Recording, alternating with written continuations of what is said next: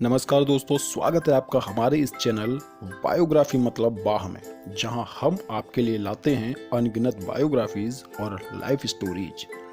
दोस्तों, शिक्षक को व्यक्ति निर्माता, समाज निर्माता एवं राष्ट्र निर्माता आदि उपाधियों से विभूषित किया जाता है। शिक्षक वह पहली सीढ़ी होता है जो एक राष्ट्र के भविष्य की दिशा और दशा को तय करता है। दोस्तों, आज हम एक ऐसी शख्सियत के बारे में बात करने जा रहे हैं जिसने देश की सबसे कठिन परीक्षा यूपीएससी यानी आईएएस की परीक्षा को अपने प्रथम प्रयास में ही उत्तीर्ण किया और फिर त्याग पत्र देकर शिक्षण कार्य को चुना। उन्होंने हिंदी साहित्य विषय से तमाम आईएएस आईपीएस अफसर पैदा किए। उनके अध्यापन के अंदाज की दुनिया दीवानी है।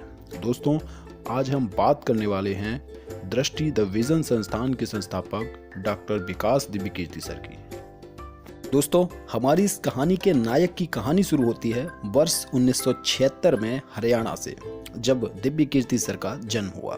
उनके माता पिता हिंदी साहित्य के प्रोफेसर थे जो कि दिल्ली यूनिवर्सिटी में पढ़ाते थे।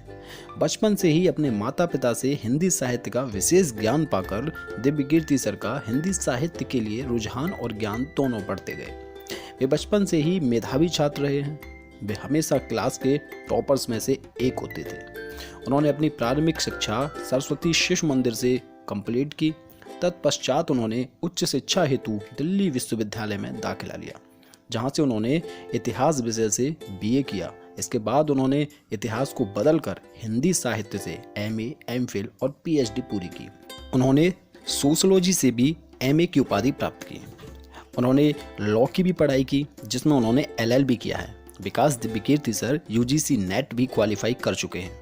उन्होंने अपने कैरियर की शुरुआत दिल्ली यूनिवर्सिटी में बतौर अध्यापक की, जहां उन्होंने 1 वर्ष तक पढ़ाया।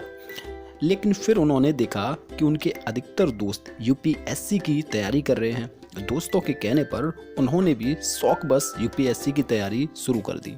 वर्ष 1996 में उन्होंने पहली बार परीक्षा दी और मात्र 21 वर्ष की उम्र में अपने पहले ही प्रयास में उन्होंने भारत की सबसे कठिन परीक्षा पास कर सबको चकित कर दिया। उनकी इस असाधारण कामयाबी से परिवार और दोस्त सब खुश थे, लेकिन दिव्यकीर्ति सर को खुशी के साथ साथ कुछ कसक भी थी। कारण था किसी कारणवश प्रॉपर आईएएस की पोस्ट न मिलना। उन्हें गृह मंत्रालय में नियुक्ति मिली, लेकिन उनका मन नहीं कर रहा था कि वे नौकरी ज्वाइन करें। इसीलिए उन्होंने एक दिन लेट ज्वाइन किया और अपने मन की जो बात थी वो अपने कुछ दोस्तों के साथ शेयर की। इन्हीं दोस्तों में से एक यूपीएससी में सेलेक्टेड दोस्त था, जिसने यह बात दिव्यकीर्ति सर के घर में बता दी और यह कह दिया कि इतनी शानदार नौकरी छोड़ दी है। बस फिर क्या था, उनके घर वाले आग बबूला हो गए। दिव्यकीर्ति सर को बहुत समझाया गया और अपने निर्णय पर एक बार फिर विचार करने के लिए बाध्य किया गया। दिव्यकीर्ति सर समझ गए कि फिलहाल ज्वाइन करना ही सबसे उचित रास्ता रहेगा। आखिरकार उन्होंने नौकरी ज्वाइन कर ली, लेकिन इस शपथ के साथ कि वे सिर्फ 6 महीने के अंदर हर हाल में रिजाइन देकर रहेंगे, और वे ऐसा करने में सफल रहे। उन्होंने 6 महीने के अंदर पूरे परिवार को कन्विंस कर लिया और उन्होंने लगभग 1 साल की सर्विस के बाद नौकरी से त्याग पत्र दे दिया और पुनः शिक्षण कार्य की ओर लौटने का मन बनाया।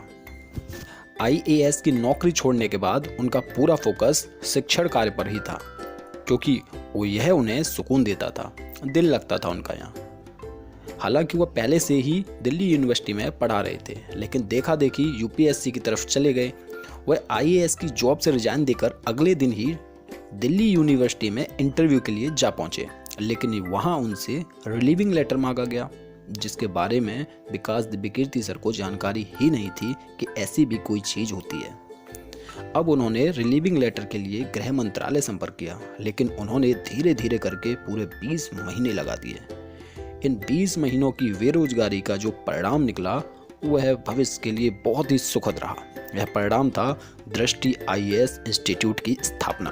विकास दिव्यकीर्ति सर ने वर्ष 1999 में इस संस्थान की स्थापना की। आज इस संस्थान का एक अपना अलग ही रुतबा है। इस संस्थान ने शुरू से ही हिंदी माध्यम के छात्रों पर फोकस किया, जबकि अधिकतर अन्य संस्थान अंग्रेजी माध्यम पर पकड़ बना रहे थे। इस बीच वर्ष 2003 में विकास सर ने एक बार फिर यूपीएससी ट्राई किया। वे फिर सेलेक्ट हो गए, लेकिन फिर से किसी कारणवश प्रॉपर आईएएस की पोस्ट नहीं मिली। अब उन्होंने अपना पूरा फोकस दृष्टि संस्थान पर करना शुरू कर दिया।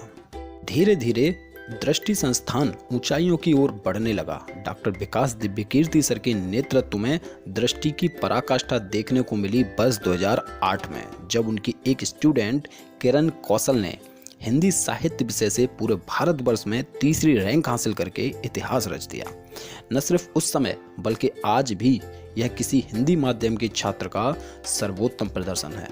वर्ष 2014 में सीसैट को लेकर छात्रों के देशव्यापी आंदोलन को भी दिव्यकीर्ति सर ने पूरा समर्थन दिया।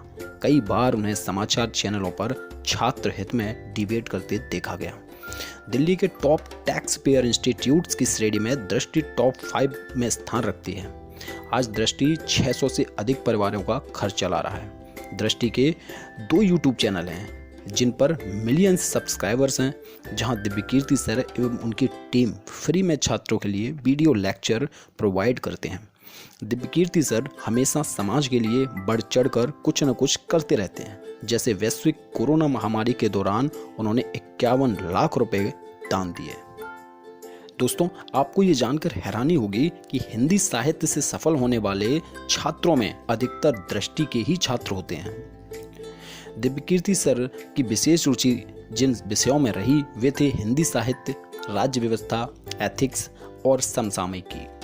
दिव्यकीर्ति सर को पीएचडी के दौरान अपनी एक सहपाठी तरुणा वर्मा से प्यार हुआ था, जिनसे उन्होंने 1998 में शादी कर ली। तरुणा वर्मा ही वर्तमान में दृष्टि की डायरेक्टर हैं। उनके एक बेटा भी है जिसका नाम सात्विक दिव्यकीर्ति है। वर्तमान में दिव्यकीर्ति सर की उम्र लगभग 45 वर्ष है और उनकी कमाई का मुख्य जरिया टीचिंग ही है। दोस्तों, विकास दिव्यकीर्ति सर के पढ़ाने का जो तरीका है वो एकदम बेमिसाल है। उनके अथाह गंभीर ज्ञान के सागर के बीच में जो चुटीली लहरें देखने को मिलती हैं ना, वह संजीवनी की तरह होती हैं। दोस्तों, अगर आप यूपीएससी एस्पिरेंट्स हैं और दिव्यकीर्ति सर के बारे में नहीं जानते हैं तो मुझे आपकी गंभीरता पर संदेह है। आज दिव्यकीर्ति सर सोशल मीडिया पर एक ब्रांड है जिनकी एक झलक भी मिलियंस व्यूज बटोरती है।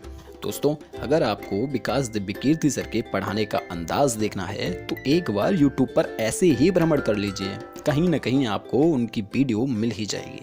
दोस्तों, ये थी हमारी आज की बायोग्राफी। आपको वीडियो कैसी लगी है कमेंट सेक्शन में ज़रूर बताएं। अगर इस वीडियो में कहीं कोई कमी दिखी हो तो हमें अवश्य बताएं ताकि हम अगली वीडियो में निखार ला सकें। दोस्तों, अगर यह वीडियो आपको पसंद आई है तो वीडियो को लाइक करें, शेयर करें और चैनल को अगर अभी तक सब्सक्राइब नहीं किया है तो सब्सक्राइब करके बेल आइकन को प्रेस कर दें ताकि हमारी प्रत्येक नई वीडियो का नोटिफिकेशन आप तक सबसे पहले पहुंचे। हमारी इस वीडियो को अपना अमूल्य समय देने के लिए बहुत बहुत धन्यवाद। मिलते हैं अगली वीडियो में। Bye bye.